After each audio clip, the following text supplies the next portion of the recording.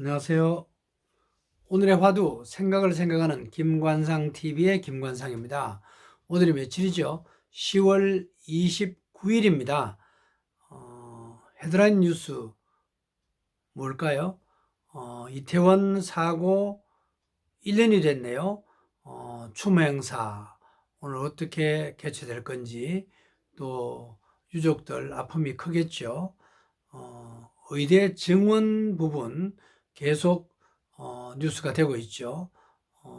앞으로 의사들이 더 많이 나오기 위해서 의과대학의 그 정원을 어떻게 얼마나 늘릴 건가, 또 이스라엘 지상군 본격 투입 언제쯤, 또 세계 경제에 어떤 영향을 미칠 것인가, 또 이른바 노랑봉투법 많이 들으셨죠? 기업주 입장이나 노동자 입장에서 재해 문제인데, 노동자 정말 관심사항입니다.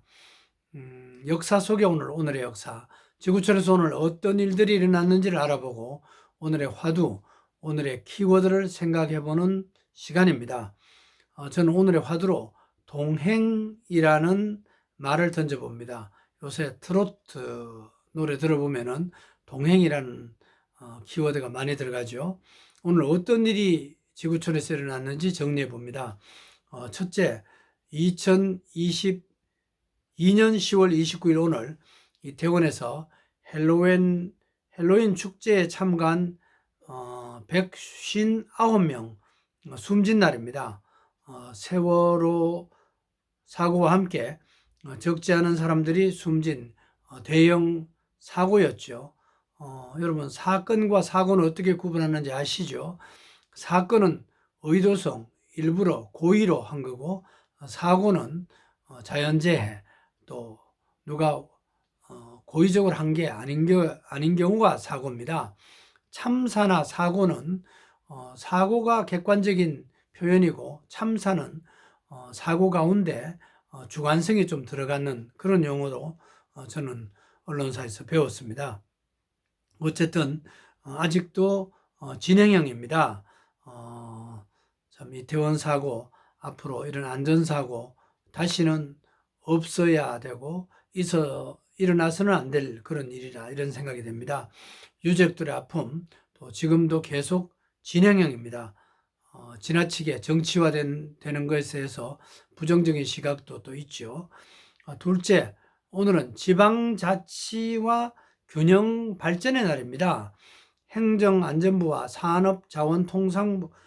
산업통상자원부가 공동 주관합니다.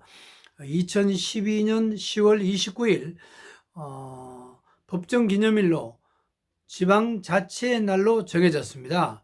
그런데 2023년 7월에 균형 발전의 날과 통합하기로 결정이 됐습니다. 균형 발전의 날은 원래 2004년 1월 29일에 정해졌지만 이렇게 합쳐졌습니다. 지방자치단체에 자율권을 주는 지방자치제는 순기능이 많다는 평가도 있지만 또 역기능도 있다, 이런 지적도 있죠. 우리나라의 광역 지방자치단체는 17군데인데 혹시 기초자치단체 몇 군데인지 아세요? 226군데입니다. 다 직선제지요. 서울이나 이런 광역 시에서는 구청장도 직선제입니다. 우리나라가 처음으로 지방자치제를 시작한 것은 1949년이었습니다. 그 당시에는 군이나 구청은 아니었습니다. 시와 읍, 그리고 면이 지방자치단체였습니다. 좀 달랐죠, 지금과는. 셋째, 1980년 10월 29일 오늘 육군 계엄 고등군법 회의가 김대중 피고인에게 내란 음모 혐의를 적용해서 사형을 선고했습니다. 그때 전 대통령 김대중 피고인 어떤 마음이었을까? 지금도 생각을 한번 해보면 어떨까요? 넷째, 1992년 10월 29일 오늘 마광수 연세대 교수가 즐거운 살아라는 소설을 집필해 가지고 발행을 했죠. 그래서 서울지방검찰청에 음란 문서 제조 혐의로 구속된 날입니다. 이분은 2017년 9월에 세상을 떠났네요. 이 마광수 교수님은 누구와 동행했을까, 이런 생각도 저는 한번 해봅니다. 다섯째, 1897년 10월 29일 오늘 독일 나치 정부의 그 선전 담당 장관이었죠. 폴 괴펠스가 태어난 날입니다. 자살로 생을 마감한 히틀러와 동행한 사람입니다.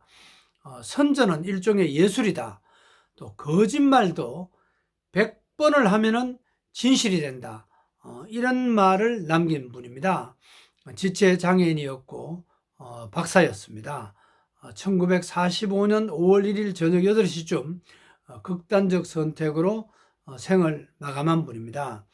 여섯째, 1911년 10월 29일 오늘 미국 신문왕 퓰리처상 많이 들었죠? 퓰리처라는 분이 세상을 떠난 날입니다. 이분은 헝가리에서 태어났는데 남북전쟁 때는 종군 기자였습니다. 1887년 이브닝 월드라는 신문을 창간해서 신문의 대중화에 앞장섰고 또 돈도 많이 벌었다네요. 그래서 자신의 유산으로 제정된 퓰리처상 1918년부터 언론뿐만 아니라 시나 소설, 역사, 희곡 등의 뛰어난 작품을 발표한 미국 사람들에게 상금을 줬는데 15,000달러씩이었네요. 지금도 계속되고 있죠. 일곱째, 1998년 오늘 10월 29일 오늘 미국 최초 우주비행사였던 글렌, 정말 대단한 분입니다. 77살 때 우주왕복선 디스커버리호를 다시 탑승했습니다. 위험한 실험이었지만은 조금도 고민 없이 지원했다네요. 스스로 자원했습니다. 이분이 말씀하신 내용입니다. 단지 나이가 들었다는 것이 꿈과 열망을 갖고 있지 않다는 것을 의미하진 않는다. 이렇게 귀한 소감을 밝혔고요. 또 많은 사람들은 텔레비전 앞에서나 스마트폰을 만지는 것 외에는 많은 일에 도전하지 않는다. 이렇게 우리에게 도전을 주는 얘기도 하신 노익장이셨습니다. 1921년생으로 2016년 95살의 일기로 세상을 떠났습니다. 이분은 용기와 동행했다, 이런 생각이 듭니다. 여덟째, 2015년 10월 29일 오늘 중국 정부가 한자녀 정책을 35년 만에 폐기했다네요. 인구가 많아서 중국도 계속 한자녀만 낳자 이렇게 했다가 이제 인구가 감소될 가능성이 높으니까 한자녀 정책을 폐지를 한 그런 날입니다. 우리나라도 한때는 둘만 낳아 잘 기르자 이런 캠페인 들은 것이 엊그제 같은데, 지금은 우리나라가 지구촌에서 또 OECD 국가에서 최저 출산율을 기록하고 있죠. 중국도 어쩔 수 없었나 봅니다. 자녀가 정말 우리 지구촌 나그네로서 살아갈 때 동행할 소중한 가족이죠. 정말 동행할 분들이 누군가 우리가 한 번 더 생각하는 하루가 되길 바랍니다. 오늘은 10월 29일입니다. 성경 내용 가운데 10장 29절을 한 군데 찾아봤습니다. 구약의 민수기라는 성경입니다. 여호와께서 주겠다고 하신 곳으로 우리가 행진한다. 그래서 우리와 동행하자. 그리하면은 선대하겠습니다. 이 내용입니다. 모세가 자신의 장인 어른인 이드로에게 동행하자고 제안한 내용입니다. 오늘은 지방자치와 균형 발전의 날이고 김대중 전 대통령이 사형 선고를 받았던 날입니다.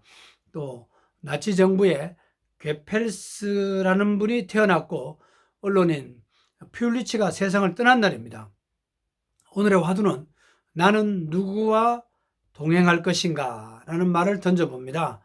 나이가 들수록 누구도 채워줄 수 없는 그런 고독이 남아있음을 느낄 수 있죠. 동행할 분은 언제까지 찾으시겠습니까? 동행할 분 정말 계속 찾아야 될 겁니까? 참 평안을 주시는 분, 정말 우리가 죽음을 넘어서도 동행할 분은 성경에서 나오는 삼위일체 하나님, 그분이 아닐까 이런 생각을 해봅니다. 오늘의 화두, 생각을 생각하는 김관상TV의 김관상입니다. 오늘도 강건하시고 평안하세요. 고맙습니다.